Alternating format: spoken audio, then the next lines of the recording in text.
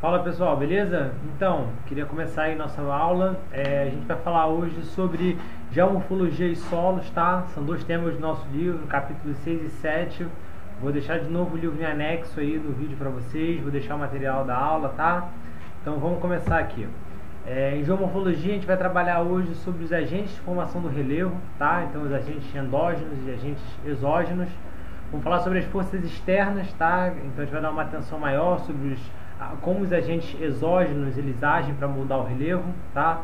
Vamos fazer uma classificação rápida do relevo brasileiro, falar de 3 autores para vocês, falar um pouco sobre o relevo submarino, falar sobre a questão da Amazônia Azul e a importância dela e falar um pouco sobre geomorfologia litorânea, tá? E depois a gente dá seguimento ao próximo tópico da aula. Bom, pessoal, para a gente poder falar de agentes de formação do relevo, a gente tem que falar prioritariamente sobre os fatores endógenos, tá? E essas são as forças internas do planeta Terra, ou seja, são as forças que vêm de dentro para fora. E aí quando eu falo isso, pessoal, eu estou falando diretamente do tectonismo, tá? O tectonismo que movimenta as placas tectônicas. A gente já tratou sobre esse assunto na nossa aula de geologia, espero que vocês lembrem, depois peguem o material para a gente poder rever isso, tá?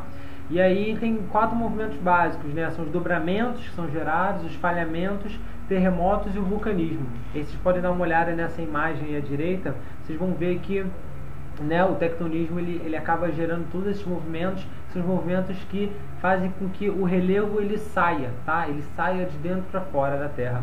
Só que o que acontece, pessoal, só para a gente pontuar aqui, isso acontece da noite para o dia, de um dia para o outro, de um ano para o outro? Não, isso acontece a cada milhões de anos, tá? E são coisas que demoram muito. Vamos só relembrar que a Terra ela tem aproximadamente aí 4,5 bilhões de anos, tá? Então, quando eu falo sobre esses movimentos, eu estou falando de coisas que aconteceram durante muito tempo, tá? Porque às vezes a gente fica pensando, pô, eu nunca vi isso acontecer. Não viu e nem vai, porque isso é uma coisa que demora muito, tá? A não ser os terremotos que são efeitos quase que instantâneos, mas de resto esses movimentos eles demoram muito a acontecer. E nós temos os agentes exógenos também, tá? Eles ajudam na modelagem da crosta terrestre. E aí o que acontece?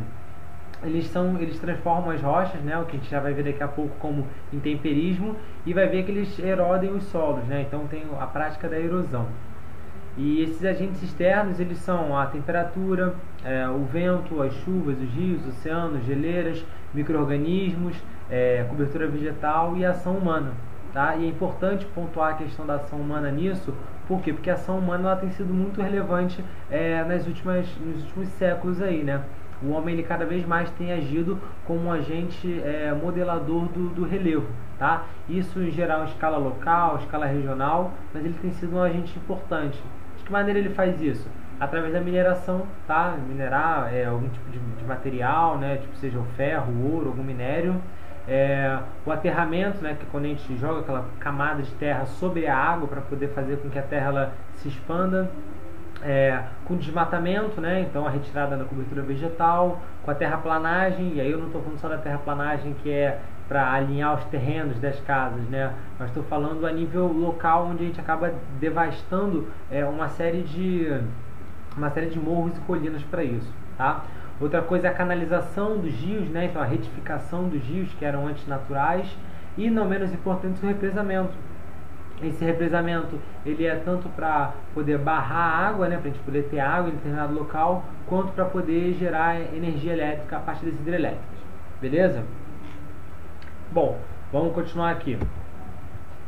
Quando a gente fala sobre as forças externas, né? Eu estou falando diretamente dos agentes exógenos. A gente é muito importante que a gente pontue a questão do intemperismo, tá? E tem 2 tipos de intemperismo, o intemperismo físico e o intemperismo químico. O intemperismo físico, ele acontece predominantemente pela questão da temperatura e do vento, tá? E a temperatura no sentido de quê, pessoal? De dilatação das rochas, tá? Em períodos muito quentes ou muito frios, os materiais eles tendem a se expandir ou se retrair. E aí, nessa expansão e retração das rochas, elas acabam se fragmentando. E isso a gente tem como um intemperismo físico, tá? Outro tipo de intemperismo físico que a gente tem é também em relação ao gelo e ao degelo, né? Porque vocês vão ver nessa imagem aí que tem à direita na tela de vocês, a água ela entra nas frestas das rochas, e quando ela congela, né, isso em regiões mais frias, obviamente, quando ela congela, ela vira gelo, e o gelo ele tende a se expandir em relação à água líquida, ao estado líquido da água, né? E quando isso acontece, ele força a rocha e fragmenta ela, como vocês podem ver nessa imagem aí, beleza? Uma outra forma também do intemperismo físico atuar é em relação aos ventos, tá? Os ventos como, Lucas? O vento ele carrega partículas bem pequenas, tá? De sedimentos. E aí quando esse vento ele carrega esse sedimento ele se choca com uma rocha. E aí aquele pequeno grão, né? Ele se lascou com uma rocha, a quantidade de ventos que são sopradas, eles vão fazendo com que esses pequenos sedimentos eles vão ajudando a moldar essa rocha, tá? Isso acontece num dia, em 2 dias? Não, isso acontece em centenas de anos, milhares de anos, mas ajuda a dar essa formação que vocês estão vendo aí embaixo também. O que é isso? Isso que vocês estão vendo aí embaixo é uma rocha, tá? É uma rocha bem grande, que a parte de baixo dela é de um material diferente. Um material que ele é mais facilmente erodido, né? Ele é mais facilmente intemperizado, no caso. E aí, conforme essas partículas vão se chocando, ele foi o quê? Foi moldando a parte de baixo, beleza? Em algum momento, isso daí vai acabar rompendo, essa rocha vai cair. Outra coisa importante de falar para vocês, o intemperismo químico e o intemperismo físico, eles atuam de maneira diferenciada a depender do clima, tá? Em climas mais úmidos, né, a gente tende a ter maior disponibilidade de água, né? Por exemplo, no clima tropical, no clima equatorial, a gente tende a ter mais água, e aí os processos de intemperismo químico, eles acabam sendo mais fortes que o intemperismo físico. Mas o que acontece? Eu acabei não explicando para vocês o intemperismo químico. Bom, o intemperismo químico, ele nada mais é do que o que, pessoal? Uma desagregação química dos minerais das rochas a partir da água, tá? Como vocês podem ver aí, ó. Vejam só nessa rocha, nós temos o piroxênio, tá? E o piroxênio ele tem os minerais, né? Como vocês podem ver. E quando esses minerais eles entram em contato com a água, eles fazem novas ligações químicas. E aí ocorre um temperismo químico e através da oxidação, esse piroxênio vira uma hematita, tá? Então o que acontece? Isso é apenas um exemplo. Nós temos diversos tipos de minerais, diversos tipos de rochas que ao entrarem em contato com a água, elas fazem procedimentos diferentes de temperismo químico para se tornar um outro tipo de rocha. Isso tende a fragilizar essa rocha matriz. A rocha que antes ela era muito mais dura, ela agora tende a ficar mais frágil. E isso, somado ao intemperismo físico, ele ajuda o que? A fragmentar essa rocha, a solubilizar ela, a deixá-la cada vez mais frágil, beleza? E aí sim, voltando ao que eu falei, o intemperismo físico e o intemperismo químico, eles ocorrem de maneiras diferenciadas dependendo do clima. Em climas mais úmidos, como o clima tropical, o clima equatorial, a gente tende a ter o quê? Um intemperismo químico mais atuante pela quantidade de água disponível. Enquanto que em climas mais secos e mais áridos, a gente tende a ter o quê? Menos água, logo a gente tende a ter o intemperismo físico mais forte, tá? Bom, falando ainda sobre a questão do transporte e sedimentação, né? Quando a gente fala sobre intemperismo, transporte e sedimentação, basicamente a gente está falando sobre esse ciclo de desgaste das rochas, desagregação física delas, né? O transporte disso, que é a erosão, e a deposição em determinado local. Quando eu falo de transporte, pessoal, eu estou falando de erosão, tá? Erosão é esse carreamento das partículas, que foram o quê? Intemperizadas. Em algum momento elas vão ser depositadas em determinado local e vão ser o quê? Sedimentadas, tá? Que é quando uma camada se sobrepõe à outra, beleza? Então olha só, transporte e sedimentação, transporte e erosão, a água e o vento removem partículas e depositam em outro local. A água e o vento são os principais agentes erosivos, beleza? São dois dos principais agentes erosivos. Bom, e como eu já disse para vocês, mas vale a pena ratificar, a atuação do intemperismo é acentuada ou atenuada conforme o clima. Mas não somente o clima, conforme a topografia também, tá? Topografias mais planas, elas tendem ao quê? A manter os depósitos. Enquanto topografias mais íngremes, elas tendem ao quê? A gerar uma erosão maior, tá? Nós temos também a questão da biosfera, então a quantidade de organismos que vivem em determinado local, organismos que ajudam na decomposição, organismos que ajudam nessa erosão, né? Nós temos os tipos de material que compõem as rochas, então os diferentes minerais que fazem com que a gente tenha uma desagregação química maior ou menor. E o tempo, né? Não menos importante, o tempo. O tempo ele é muito importante para a gente poder ter esse temperismo acontecendo, porque isso realmente não acontece da noite para o dia, tá? Isso demora e aí milhares e milhares de anos, tá bom? Bom, agora a gente precisa fazer uma rápida classificação do relevo brasileiro, tá? E para isso eu queria trazer para vocês 3 geógrafos que foram muito importantes para isso. Primeiro, o Haroldo de Azevedo, tá? Na década de 40. Ele trouxe o que, pessoal? Ele tentou fazer com que a gente pudesse mapear o Brasil, que é um país de porções continentais, tá? E nós temos diversas paisagens. E aí, naquela época, como ele tinha menos recursos, né? Ele tinha menos recursos não só financeiros, mas recursos tecnológicos, ele fez uma tentativa de dividir o território brasileiro a partir da sua geomorfologia, a partir do seu relevo. E para isso ele utilizou as cotas altimétricas para definir planícies e planaltos, tá? Então olha só, nessa imagem aqui, eu vou arrastar aqui para vocês poderem ver melhor. Isso, pronto. E aí, olha só, esse primeiro mapa aqui da esquerda é o mapa do Haroldo de Azevedo. Esse mapa ele conseguiu dividir o Brasil em 7 domínios, tá? Em 7 domínios a partir dessas cotas altimétricas que vocês estão vendo aqui nessa tabela. E aí o que acontece? Ele basicamente divide em terras baixas, terras altas e as áreas culminantes, né? Os picos, né? No caso. Bom, o Haroldo, para a época, ele não tinha tantos recursos assim e era um trabalho preliminar, então ele conseguiu achar 7 grandes domínios aqui.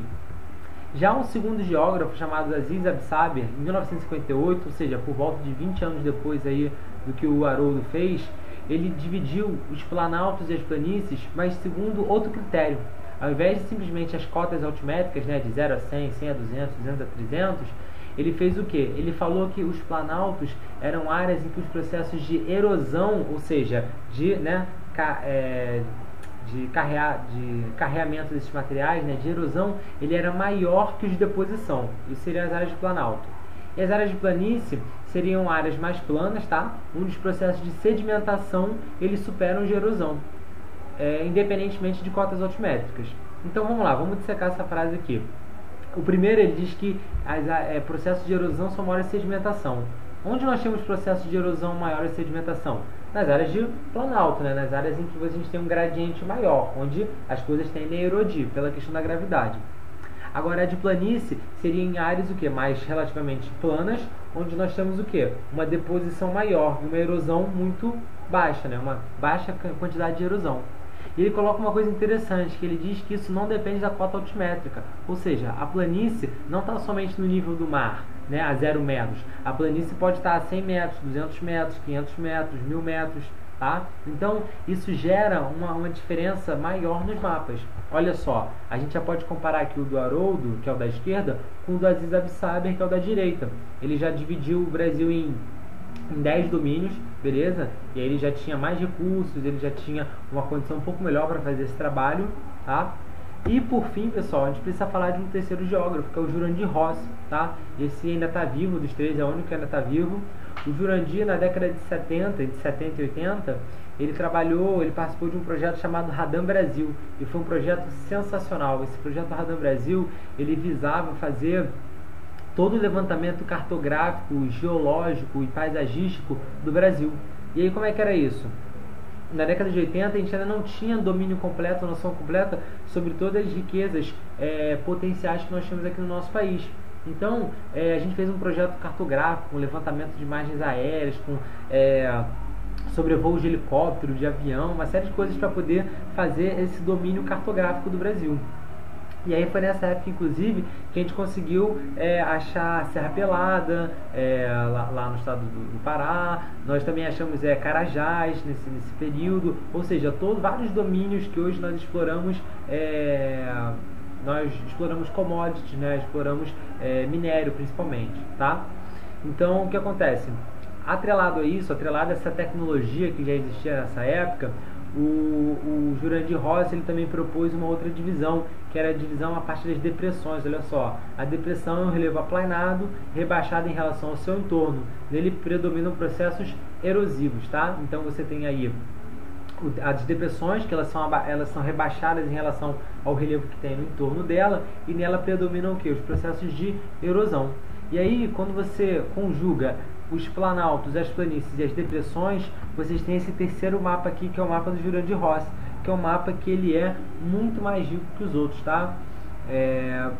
Ele já tem uma escala de detalhamento muito maior. Primeiro que ele não parte do zero, ele já partiu de trabalhos anteriores, e segundo que ele tinha uma tecnologia da época maior. Ele já tinha então o satélite que os outros dois não tinham, ele já tinha levantamentos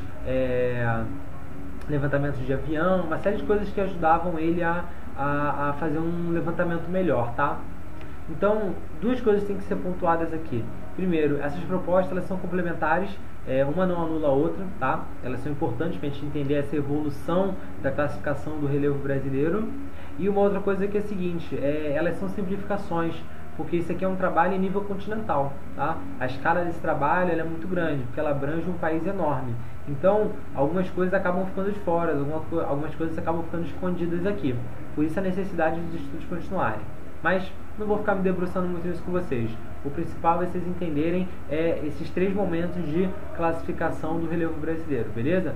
Primeiro por cotas altimétricas, primeiro pela questão da deposição e da erosão a partir das planícies e dos planaltos, e em terceiro a entrada da depressão junto com planície e planalto, beleza? Bom, vamos seguir aqui. Queria falar com vocês agora sobre o nosso relevo submarino, tá? E aí, quando vocês podem ver nessas duas imagens aqui, essa imagem da esquerda, ela está retratando o relevo submarino da costa ocidental sul-americana, tá? Seria a costa dos Andes, onde nós temos ali o Chile, nós temos o Peru. E aí, ó, e percebam vocês, lá a gente tem uma crosta oceânica que ela forma uma fossa submarina. E como é que isso se forma, pessoal? Porque lá tem uma placa que ela é oceânica e uma placa continental. A placa oceânica, por ser menos densa, ela entra na continental, ou seja, ela desce. E quando ela desce, ela ajuda a formar essa fossa, que é verdadeiramente um buraco, tá? Isso daí é muito mais profundo do que o entorno, beleza? Outra coisa que nós temos que falar aqui dessa geomorfologia aqui local, a plataforma continental. A plataforma continental, ela tem aproximadamente aí 200 metros de profundidade, em média, tá? E essa plataforma continental, ela recebe uma incidência de radiação solar maior. Então é uma região onde a gente costuma ter mais algas, ter uma vida marinha mais ativa e mais intensa. Beleza? É também onde a gente costuma pescar, enfim, é uma área econômica, digamos assim. Depois disso a gente tem esse talude continental, que já seria esse declive logo após a plataforma continental, esse momento em que a profundidade ela começa a se acentuar, tá? Isso ali na costa do Pacífico. Agora quando a gente vem para a costa do Atlântico, ou seja, a costa brasileira, ela é um pouco diferente. Vocês vão perceber que ela tem um desnível mais suave. Por quê? Porque a gente não tem aqui duas placas tectônicas que estão o quê? Uma entrando na outra, né? Então a gente não tem a fossa submarina, né? E outra coisa, a gente tem uma plataforma continental mais aplainada. Percebam vocês que essa plataforma ela é maior do que a outra plataforma continental. Por que isso, pessoal? Porque os sedimentos que vieram do continente eles foram se depositando nessa plataforma e foram ajudando ela a se estender mais, tá? Então essa plataforma ela é um pouco mais aplainada do que a outra.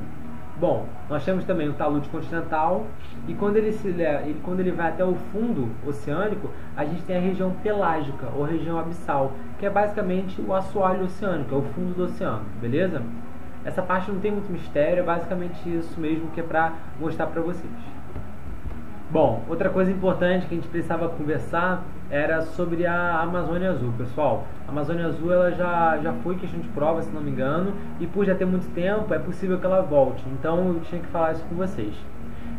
Na Convenção das Nações Unidas, né, sobre o Direito do Mar, que ocorreu em 1994, os países começaram a discutir sobre o uso que eles poderiam fazer do oceano, né? Principalmente os países, né, que tem uma costa litorânea, eles poderiam fazer um uso do oceano de maneira oficial, né? Como se fosse deles mesmo, como se fosse daquele respectivo país.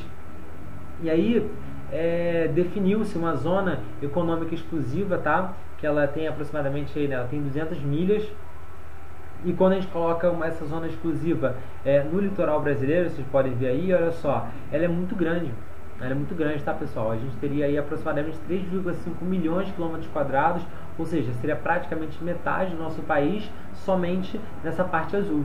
E aí é uma parte que a gente usa tanto para pesquisa, é uma parte que a gente usa para poder pescar, é uma parte que a gente usa para poder extrair, né, os minerais, coisas que interessariam economicamente a nossa nação. Inclusive, vale a pena colocar para vocês, é nessa parte, nessa zona econômica exclusiva, que nós temos a bacia de Campos e a bacia de Santos, né? Que são as duas regiões onde a gente consegue extrair petróleo aqui no Brasil, tá? A bacia de Campos no Rio de Janeiro, a de Santos ali em São Paulo. Então, isso é só para pontuar para vocês a existência da Amazônia Azul, a importância disso, beleza? Para não deixar esse assunto em branco, porque pode ser tema da nossa prova. Bom, e não menos importante, pessoal, a gente precisa também falar sobre a morfologia litorânea, né?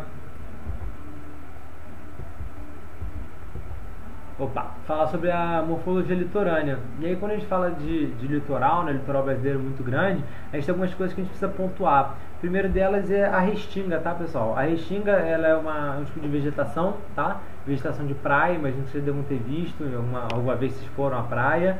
Ele é um dos biomas que nós temos aqui, tá? Então, vale a pena pontuar isso para vocês. Outra coisa que nós temos que falar são as falésias.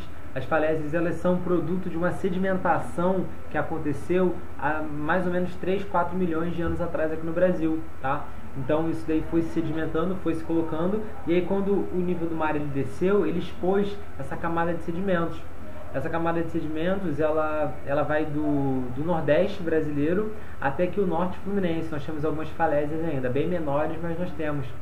E aí o que acontece? Essas falésias, elas são muito bonitas, tá? São muito bonitas, são esses tabuleiros aí que ficam praticamente, né, de frente para a praia.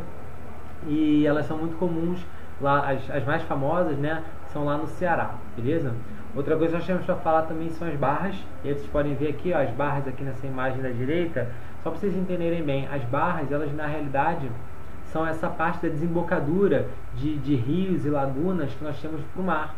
E aí nós temos isso daqui, ó, uma formação de um banco de areia bem ao lado da foz desses lagos ou desses rios. E aí eles formam esse banco de areia, e esse banco de areia é conhecido como barra, beleza? Bom, outra coisa que eu tinha que falar com vocês, a diferença de saco, baía e golfo. Pessoal, saco, baía e golfo são três formações, né, litorâneas, que elas têm um formato de ferradura, beleza? O formato de uma ferradura. O golfo, vocês podem ver isso aqui, ó, que é o Golfo do México. Olha só, ele é grandão. A baía, vocês podem pensar na Baía de Guanabara, que nós temos aqui no Rio de Janeiro, que ela é bem menor. E o saco é como se fosse uma formação tipo dessa da Baía de Guanabara, só que menor ainda. Então, dentro da Baía de Guanabara tem um saco, né? Tem uma outra formaçãozinha dessa, beleza? A diferença deles é basicamente, então, a escala, né? O tamanho. Outra coisa seria a ponta, o cabo e a península, tá? Também são três formações que elas são pontiagudas, né? E aí a península, vocês podem pensar naquele subbairro, né, que tem ali na Barra da Tijuca, né, que é o Península, aquele condomínio. O cabo, vocês podem pensar, por exemplo, em Arraial do Cabo, que é a mesma coisa, né, aquela protuberância indo em direção ao oceano, tá? Quando a gente fala sobre enseada, ele está falando basicamente sobre o arco praial. Então é um arco de praia, tá? Assim, né? O formato do arco de praia. E é só isso, só que tem um nome diferente. Então, o nome não pegar vocês, enseada é isso, tá? É esse arco de praia que nós temos. Bom, nós temos também que falar sobre os recifes. E aí vocês podem ver aqui na imagem da esquerda os recifes. Em geral, eles são feitos de calcário, né? Eles são um material formado a partir dos micro-organismos, né, algas e tudo mais, seres vivos. E eles também podem ser feitos a partir de arenito, beleza? Que é um tipo de mineral que foi compactado. Um lugar que a gente tem muito recife aqui no Brasil é justamente na cidade de Recife, né, que fica lá em Pernambuco. Então isso aqui só para vocês poderem ver aqui na imagem. E nós temos também os fiordes. Os fiordes, eles ficam tanto no sul da América do Sul quanto no norte da Europa, tá? Alguns países litorâneos, eles têm os fiordes. E é isso aí, esse fiord, ele parece muito um rio, né? Você vê essa imagem, ele parece um rio, mas não tem nada a ver com rio isso, tá? Os fiordes nada mais são do que um momento pretérito em que a gente tinha uma camada de gelo, tá? Um iceberg, um gelo muito grande sobre a Terra. E esse gelo, o peso dele fez essa Terra afundar. E aí, em determinado momento, esse gelo ele se dissipou, né? Ele degelou e aí virou tudo água. Só que essa terra ela ficou o quê? Deprimida. Então isso que vocês estão vendo aí não é um rio, isso daí é uma entrada do oceano, isso daí é o mar que entrou, tá? Mas ele tem esse aspecto, essa geomorfologia. É muito bonito isso, vocês podem ver depois vídeos na internet, outras coisas sobre. É muito interessante essa questão dos fiordes, beleza? Bom, isso encerra a nossa primeira parte sobre geomorfologia. Agora a gente precisa falar um pouco sobre os solos, beleza? Bom, e para falar dos solos, a gente precisa falar primeiro dos fatores de formação do solo, né? O que ajuda, o que faz um solo existir, o que forma um solo, né? As formas de conservar o solo, os problemas em relação a ele, por exemplo, as vossorocas, os movimentos de massa, né? Os escorregamentos e, por fim, a conservação dos solos em florestas, beleza? Vamos lá. Bom, primeira coisa, pessoal, pedogênese, tá? A pedogênese é o processo de formação contínua dos solos por desagregação física e decomposição química das rochas. Pessoal, desagregação física e decomposição química das rochas, basicamente, ele está falando sobre o quê? Está falando sobre intemperismo físico e intemperismo químico, beleza? Nunca percam isso em vista. O intemperismo químico e o intemperismo físico, que eles produzem essas partículas, né? Essa desagregação das rochas que produzem partículas menores, isso tudo já é o início de processo de pedogênese, de início de solo, beleza? Bom, o solo é composto por partículas minerais, matéria orgânica, água e ar. São essas 4 coisas que existem nos solos, beleza? Bom, vamos lá. Fatores de formação dos solos. Pessoal, 5 coisas ajudam a formar o solo, tá? Primeira coisa é a rocha matriz. Ó, cada tipo de rocha exposta em temperismo dá origem a um tipo de solo diferente. Vocês vão lembrar na nossa aula de geologia, em que nós falamos sobre rochas ígneas, metamórficas e sedimentares. Cada um desses 3 tipos de rochas, eles têm um grau de dureza maior, tá? Então, estando expostos em temperismo, eles vão se desfazer mais ou menos rápido. E aí, dependendo do tipo de material que foi fragmentado, foi decomposto, ele vai ajudar a gerar um solo diferente, beleza? Outra coisa, o clima, ó, a temperatura e a umidade regulam a velocidade, a intensidade e o tipo de temperismo das rochas, a distribuição e o deslocamento de materiais ao longo do perfil de solo. Bom, o clima, sendo ele mais úmido ou mais árido, né, tendo mais disponibilidade ou menos disponibilidade de água, ele vai regular se vai ter um temperismo mais físico ou um temperismo mais químico. Ele também vai regular o que? A quantidade de erosão e deposição disso. Lembre, na hora que ele fala de clima, lembre daquela parte que nós conversamos sobre temperismo, transporte e sedimentação. É basicamente isso aqui que ele está falando, tá? Climas mais úmidos, climas com mais água, eles vão ajudar a formar solos mais rapidamente, solos mais espessos, né? Enquanto climas mais áridos, com menos quantidade de água, eles vão formar solos o quê? Menores, e vai demorar mais para isso acontecer. Tranquilo? Outra coisa relevante aqui, ó, ele fala sobre o relevo. Suas diferentes formas proporcionam a desigual distribuição da água da chuva, da luz e do calor, além de favorecer ou não processos de erosão. Então, o que eu falei para vocês, pessoal? Relevos mais planos, eles vão tender o quê? A sedimentar, a manter aquele sedimento ali.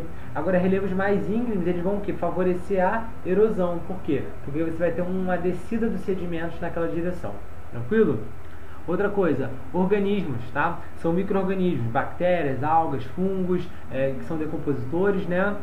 Os vegetais e os próprios animais mesmos. E aí ele está falando de roedores, com as topeiras, enfim, que eles ajudam o quê? A gerar tanto a decomposição dentro dos solos, né? Para enriquecer de matéria orgânica, quanto você fazer caminhos, você realmente escavar o solo para fazer com que ele se misture e aquilo comece a ganhar mais corpo, beleza?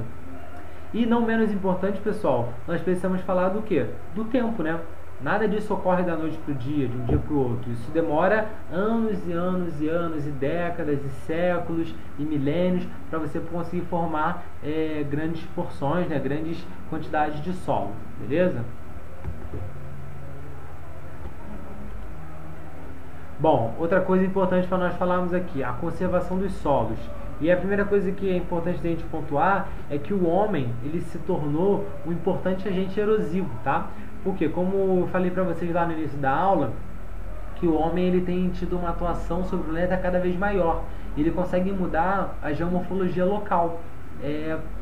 E isso ajuda também os processos de erosão a acontecerem cada vez mais rápidos, tá? Então, nós temos técnicas de conservação, técnicas que fazem com que a gente consiga retardar isso. E aí nós temos essa primeira técnica, que é o terraceamento. Vocês podem ver aqui nessa primeira imagem, que ele é basicamente você escalonar, você fazer uma escada no relevo, e assim você consegue aproveitar melhor o espaço para poder plantar, tá? E você diminui a erosão com isso. Por quê? Porque ele fica plano, né? E ficando plano, ele dificulta o quê? Dificulta essa erosão, beleza? Outra coisa também que é importante são esses plantios em curva de nível, tá? Você então seguindo o molde do relevo para poder plantar, isso também é um jeito de conservar o solo. Outra coisa é a associação de culturas, então você plantar plantas diferentes, né, no mesmo local. Isso aí a gente tem como sistemas agroflorestais. A gente consegue, a partir disso, reter mais nutrientes nos solos, né? Porque cada planta ela extrai uma coisa, mas ela também devolve outra. Então isso faria com que o solo ele ficasse mais enriquecido, tá? E por fim nós temos também o cultivo de árvores. Como vocês podem ver aqui no final dessa última imagem, o cultivo de árvores ele serve para quê? Para fazer uma barreira para o vento não bater tão forte em cima de determinadas plantações, porque a força do vento pode danificar algumas plantações. Então o cultivo de árvores ele serve para barrar isso e você proteger melhor os seus cultivos, tá? Por que eu estou falando isso com vocês, pessoal? Porque terraceamento já foi questão de prova, tá? Já foi questão de prova do Enem. Então vale muito a pena vocês ficarem de olho nisso. E outra coisa que nós temos que ter são os cuidados com o solo. Então, adequar a cultura aos tipos de solo, tá? Você não pode plantar qualquer coisa em qualquer solo. Adubar o solo, que é o quê? Manter ele sempre nutrido, né, com os nutrientes. E revezar as culturas. Nunca fazer somente uma monocultura. Nunca plantar somente uma coisa naquele solo. E sim, variações.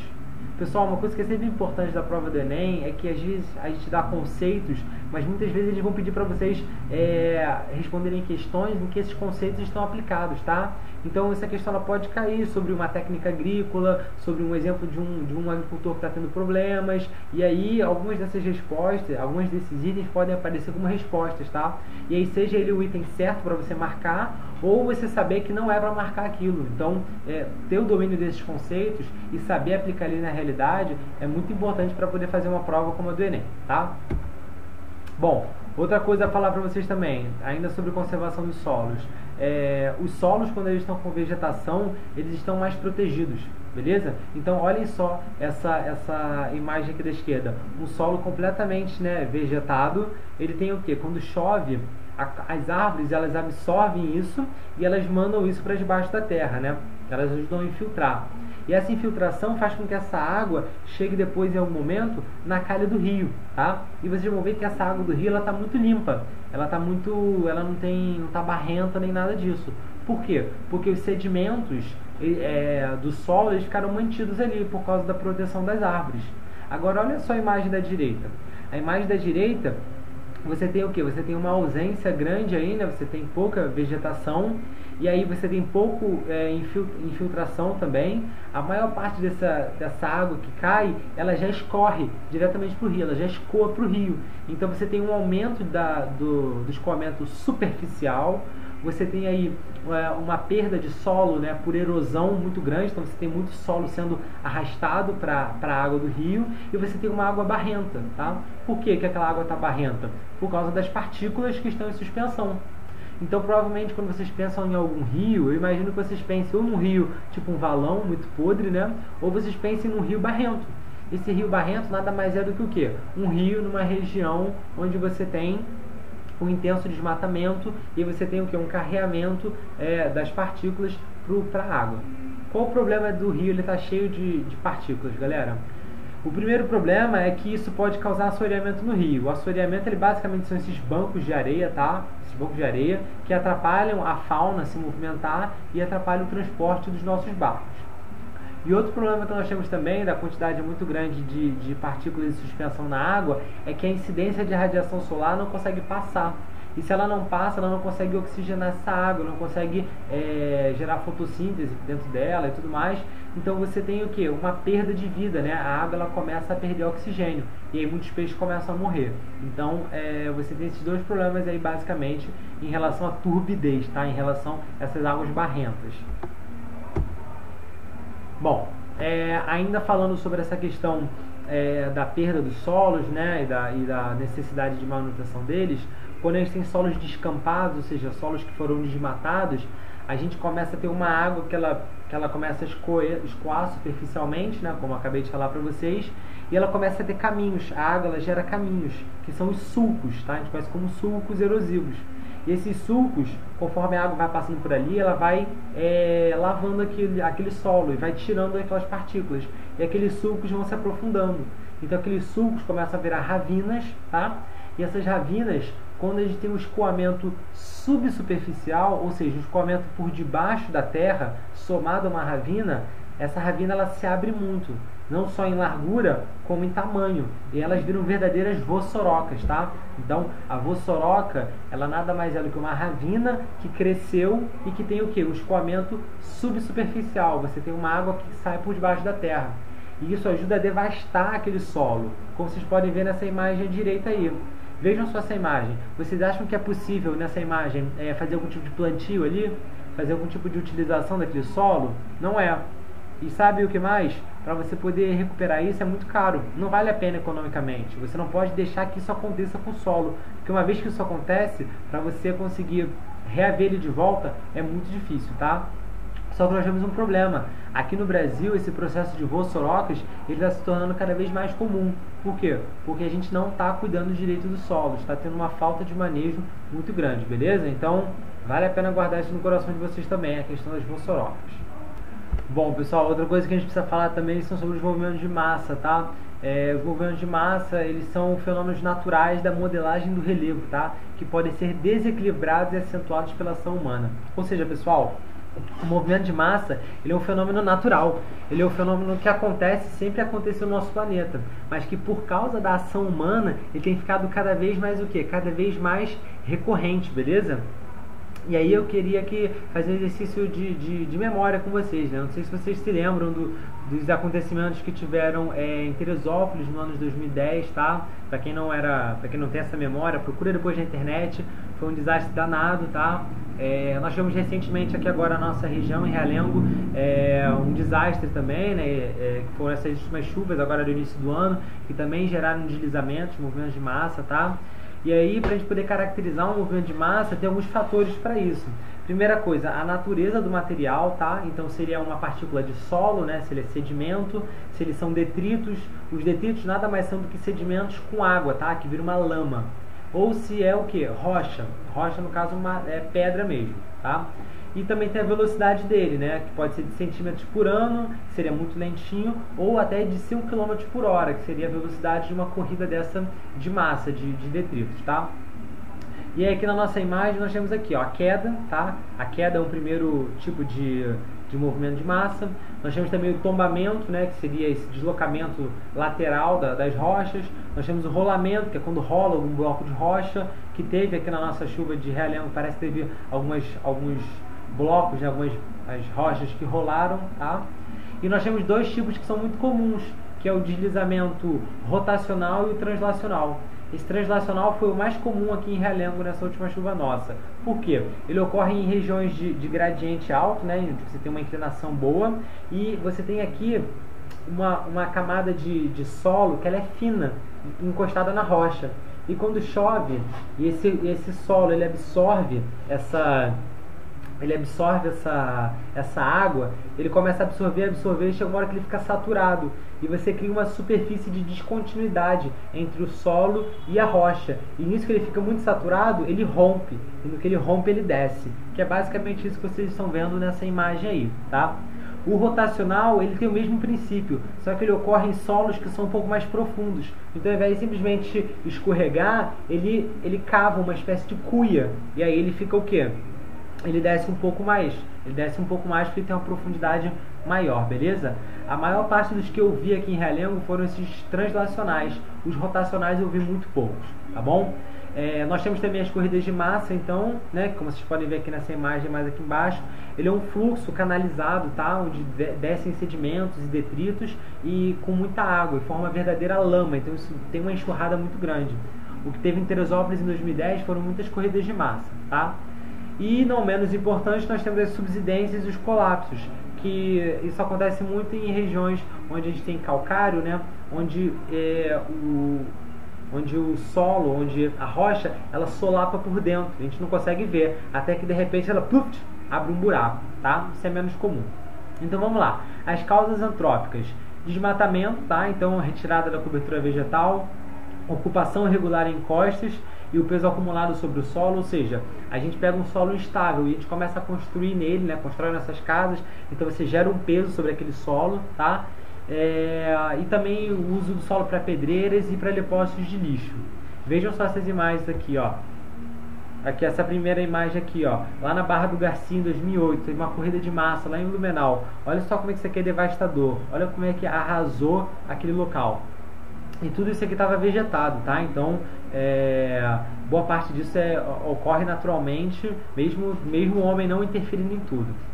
E essa outra aqui também, olha só como essa aqui é tão grande, cara. Percebe só a quantidade de casas que você tem aqui no entorno. Tudo isso aqui fica invalidado. Essas casas, as pessoas não podem mais morar ali, tá? As pessoas têm que ser retiradas. Só que muita gente acaba não saindo por não ter outro lugar para ir e por falta de uma assistência correta do governo para poder retirar aquelas pessoas. Então muita gente sabe que está errado, muita gente sabe que pode morrer estando ali, mas por falta de condições acaba ficando. E o governo, sendo inoperante, não consegue o quê? Gerir e cuidar bem dessas pessoas. Novamente, tá? Nós temos aqui um fenômeno natural, que ele é acentuado pela ação humana e que ele é um problema social também. Além de ser uma questão natural, ele é um problema social. E a prova do Enem, ela pode pedir isso de vocês. Ela pode te dar um exemplo de uma situação dessa e mostrar e pedir políticas de governo que poderiam fazer com que isso fosse corrigido. Enfim, aplicar o que a gente conhece, tá? É pegar o que a gente tem nessa literatura e tentar aplicar na realidade. É isso que o Enem ele pede muitas vezes da gente, tá? Então, façam sempre esse exercício de imaginação. Como que isso que eu estou estudando ele pode ser aplicado para a sociedade? Como ele é aplicado na realidade? Isso vai te dar muita imaginação na hora de responder uma questão, beleza? Bom, por fim, a gente precisa falar também sobre a conservação dos solos em floresta, tá? Como eu já disse para vocês aqui agora há pouco, as árvores elas servem de anteparo e proteção para o solo, né? Então, solos que têm uma vegetação, eles estão mais protegidos do que solos sem vegetação. E a retirada dessa cobertura vegetal, ela pode causar diversos problemas, dentre eles o aumento do processo erosivo e do empobrecimento do solo. Já vimos que o solo ele é mais erodido conforme ele tem menos vegetação, tá? E o empobrecimento dele se dá pela lixiviação, que é o quê? Essa lavagem do solo que retira os nutrientes. Outra coisa, o assoreamento de rios e lagos. Já falei também para vocês do processo de assoreamento, tá? A extinção de nascentes. Como é que isso se extingue, pessoal? Porque as nascentes, né, elas ficam geralmente no alto curso, né, onde você tem tudo vegetado, e quando você tira aquela vegetação, o lençol freático que estava aflorando e minando água, ele começa a descer, e quando ele desce, ele deixa de minar aquela água. Então muitas nascentes, elas se extinguem por causa disso. Outra coisa, possível diminuição dos índices pluviométricos e da evapotranspiração. A evapotranspiração das árvores, né, ela libera umidade para o ar. A gente já viu em clima que a umidade relativa do ar ela precisa estar alta para poder chover.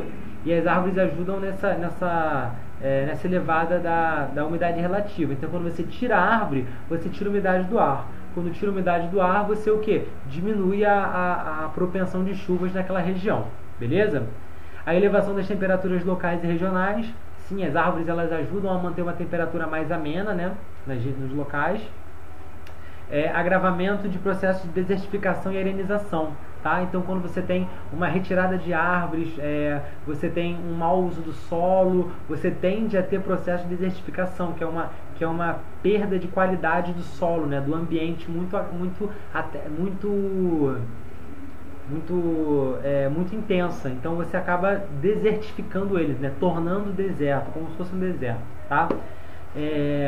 Redução ao fim de atividades extrativas vegetais e inviabilização do turismo ecológico. É claro, né? Como você tira uma vegetação, você não pode mais extrair nada dela, né? Por exemplo, imagina um pé de açaí, onde você consegue extrair a fruta para poder fazer para poder fazer o açaí. Você já não tem mais isso. E outra coisa, inviabilização do turismo ecológico. muito do turismo ecológico está baseado nisso, né, pessoal? Está baseado no verde, em parques de conservação, em áreas pouco exploradas. Então, quando você tira isso, você inviabiliza o turismo, tá? E por fim, o que é? Proliferação de pragas e doenças pelos desequilíbrios das cadeias alimentares. Muitas doenças e muitos bichos que antes ficavam nas florestas, com a retirada da cobertura vegetal, muitos deles acabam indo para as cidades, então muitos problemas acabam migrando, beleza? Isso nós temos também, eu já ouvi falar, né, não tenho dados concretos, mas já ouvi falar sobre a questão da dengue, da febre amarela, várias coisas que vieram mais para a cidade também por esse desequilíbrio no habitat, tá bom? Bom, e agora nós vamos fazer alguns exercícios. Bom, nosso primeiro exercício aqui, 2014, tá? Prova 2014, questão 20. Antes do Sol começar a esquentar as terras na faixa ao sul do Saara, conhecida como Sahel, tá? 2 dezenas de mulheres da aldeia de Widow, no norte do Senegal, regam a horta cujas frutas e verduras alimentam a população local. É o pequeno terreno que, visto do céu, forma uma mancha verde, um dos primeiros pedaços da Grande Muralha Verde, barreira vegetal que se estenderá por 7.000 km do Senegal ao Djibouti, e é parte de um plano conjunto de 20 países africanos, tá? Para quem não conhece a Grande Muralha Verde, procure depois saber sobre isso. É um projeto bem ambicioso, bem interessante, que está acontecendo ainda hoje no continente africano, tá? Para tentar barrar esse avanço da desertificação. Bom, vamos lá. O projeto ambiental descrito proporciona a seguinte consequência regional imediata. Facilita as trocas comerciais? Não necessariamente, tá? Não necessariamente. Ali ele fala sobre o plantio em determinados locais, mas muita coisa só sobre subsistência ainda, né? Não chega a ter um comércio entre essas regiões. Soluciona os conflitos fundiários? Claro que não. Os conflitos de terra não são solucionados assim. Restringe a diversidade biológica? Muito pelo contrário, né? Você está plantando, você está gerando uma diversidade naquele solo, naquela vegetação. Fomenta a atividade de pastoreio? Não, muito pelo contrário. A atividade tanto agrícola quanto a da vegetação, ela é oposta ao pastoreio. O pastoreio você precisa devastar tudo para colocar, então não é o caso. Evita a expansão da desertificação? Sim, exatamente, tá? O Sahel é essa região logo abaixo do deserto do Saara, e a ideia de você construir essa muralha verde é impedir que as areias do deserto continuem se expandindo e aumentando o deserto, tá? Então esse é o nosso gabarito. Aqui, ó, agora, prova 2015, questão 1. No mapa estão representados os biomas brasileiros que, em função de suas características físicas e do modo de ocupação do território, apresentam problemas ambientais distintos. Neste sentido, o problema ambiental destacado no mapa indica. Vamos lá, o mapa. Ele pega aqui os grandes domínios, né? A Amazônia, Caatinga, Cerrado, Mata Atlântica, Pampa, Pantanal, e ele diz que tem um problema ambiental, tá? Esse problema ambiental vocês podem me ajudar a ver, ele está lá no Nordeste brasileiro, né? No bioma da Caatinga. Ele pega boa parte do Nordeste, né? Inclusive o sertão nordestino. Então vamos lá. O problema ambiental destacado no mapa indica desertificação das áreas afetadas? Sim, exatamente, tá? É a desertificação dessas áreas, principalmente no sertão nordestino, que é onde a gente tem então boa parte de um clima mais árido, né? A gente tem a vegetação da Caatinga que já foi muito retirada, né? Já desmataram muito ela, e é uma região que tem pouca água, em que o cuidado com o solo ele é muito baixo, então ele acabou degradando muito essa região. Então a gente tem aí um processo de desertificação, beleza? Esse é o nosso gabarito, tá? Ó, poluição dos rios temporários? Não, a mancha não mostra isso, é uma mancha bem regional, não é local. Queimadas de remanescentes vegetais? Não, não é isso. A gente já tem uma queimada generalizada, não seria somente nessa região, tá? Desmatamento de matas ciliares? Novamente, a mata ciliar ela é no entorno do rio, e não é disso que está sendo dito. Contaminação de águas subterrâneas? Não é as principais águas subterrâneas do país não ficam nessa região, tá? Fica mais no centro-sul e no norte do país, então não seria isso, beleza? Vamos lá, prova 2016, questão 73. Os ecossistemas degradados por intensa atividade agrícola apresentam geralmente diminuição de sua diversidade e perda de sua estabilidade. Nesse contexto, o uso integrado de árvores aos sistemas agrícolas, né, os sistemas agroflorestais, que eu já falei com vocês, pode cumprir papel inovador ao buscar a aceleração do processo sucessional e, ao mesmo tempo, uma produção escalonada e diversificada. Essa é uma estratégia de conciliação entre recuperação ambiental e produção agrícola. Então vamos lá. Recuperação ambiental e produção agrícola. Vamos tentar achar uma resposta aqui que diga sobre essas duas coisas, beleza? Vamos lá. A. Substitui gradativamente as espécies cultiváveis por espécies arbóreas? Não, são todas espécies cultiváveis, beleza? Intensifica a fertilização do solo com uso de técnicas apropriadas e biocidas? Não está falando sobre a fertilização do solo propriamente dito, beleza? Vamos lá. C. Promove maior diversidade de vida no solo com aumento da matéria orgânica? Sim, exatamente. Tá? Você tem maior diversidade de vida no solo por causa das diferentes plantas, tá? Diferentes árvores. Isso atrai animais diferentes para lá, então você acaba tendo uma biodiversidade maior, tá? E isso aumenta a matéria orgânica. Esse é o nosso gabarito, letra C, beleza? Bom, vamos seguir aqui. Prova 2017, questão 55, tá? Desgaste acelerado sempre existirá se o agricultor não tiver o devido cuidado de combater as causas relacionadas a vários processos, tais como o empobrecimento químico e lixiviação provocados pelo esgotamento causado pelas colheitas e pela lavagem vertical de nutrientes da água que se infiltra no solo, bem como pela retirada de elementos nutritivos com as colheitas.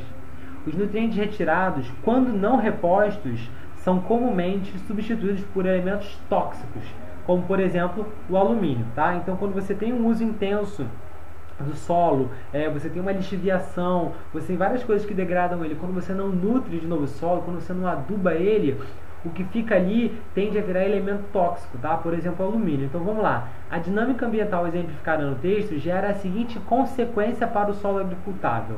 Vamos lá, qual é o nosso gabarito aqui? Letra A, né? Letra A, você tem uma elevação da acidez, tá? O solo também tem um pH, né? E aí esse pH ele fica ácido quando você tem esses elementos químicos tóxicos, beleza? É basicamente isso. Ele fala aqui de ampliação da salinidade não, né? Não tem a ver com os sais propriamente dito. Formação de bossorocas não, a gente já viu que formação de bossoroca é outra coisa, né? É aquele agravamento das ravinas com erosão, escoamento subsuperficial. Remoção da camada superior, ele até cita isso, mas esse não é o ponto, do elemento tóxico, isso é uma outra parte anterior ao texto. E a intensificação do escoamento superficial. O que eu queria destacar para vocês nessa questão? A letra D e a letra E, elas não estão propriamente erradas. São coisas que de fato aconteceram, tá? Só que não é o ponto principal. A pergunta não é essa, tá? Ele cita o acontecimento dessas coisas, mas ele está falando sobre outra coisa. Ele está falando sobre a toxicidade no solo, tá? Então, quando forem fazer a prova, fiquem bem atentos com isso, porque às vezes eles vão te dar respostas que parecem certas, mas que não são coisas que foram perguntadas, tá? Então, não vamos errar questão boba por causa disso. Beleza, pessoal? Vamos seguir aqui. Bom, prova 2018, questão 73. 1. Quando o exército atravessa montanhas, florestas, zonas, precipícios ou marcha ao longo de desfiladeiros, alagadiços ou pântanos, ou qualquer outro terreno onde a deslocação é árdua, está em terreno difícil. O terreno onde é apertado e a sua saída é tortuosa e onde uma pequena força inimiga pode atacar a minha, embora maior, é cercado, tá? Então ele está falando de um exército que não conhece bem aquele terreno e que por isso ele poderia ter problemas, né, para ser emboscado mesmo por um outro exército menor. E o texto 2. O objetivo principal era encontrar e matar Osama Bin Laden. Onde ele se esconde? Não podemos esquecer a dificuldade de ocupação do país, que possui um relevo montanhoso, cheio de cavernas, onde fica fácil para quem está acostumado com esse relevo esconder-se. Então ele fala também sobre Osama Bin Laden, que tinha facilidade de se esconder no país onde ele estava, né? E quem os Estados Unidos estavam procurando ele na época não conseguia achar porque não conhecia muito bem o território. Bom, as situações apresentadas atestam a importância da relação entre a topografia e o. Vamos lá, qual é o nosso gabarito? Pessoal, letra E, tá? Essa questão ele fala aqui, ó, domínio cognitivo da configuração espacial. Isso aqui é um jeito muito sofisticado de falar que ele conhecia o terreno, tá? Conhecer o terreno te facilita tanto para provocar uma emboscada, quanto para poder o quê? Achar um terrorista, beleza? É basicamente isso que essa questão pedia da gente, tá bom? Bom, tá aqui o nosso gabarito final, tá? Espero que tenha entendido a aula. Qualquer dúvida, entre em contato comigo, a gente troca aí para tirar as dúvidas. Vou deixar no link o material da aula de hoje, tá bom? É isso, pessoal. Valeu!